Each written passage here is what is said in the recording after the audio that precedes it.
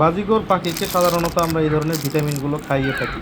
এই ধরনের ভিটামিনগুলো খাবারের পটে দিলে তারা সাধারণত খাবারের সাথে মিক্স করে এই ভিটামিনগুলোকে নষ্ট করে ফেলে।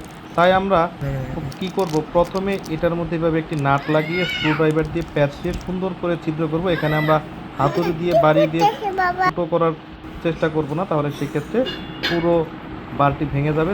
দেন হচ্ছে সুই দিয়ে আমরা একটা সুতা ঢুকিয়ে নিব, দেন সুন্দর করে বেঁধে নিব।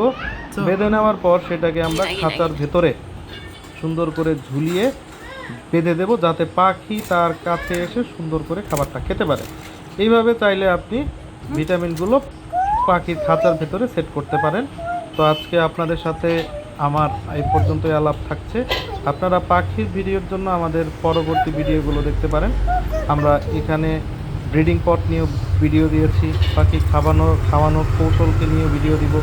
ইনশাল্লাহ আপনারা আমাদের এখানে দেখতে থাকুন।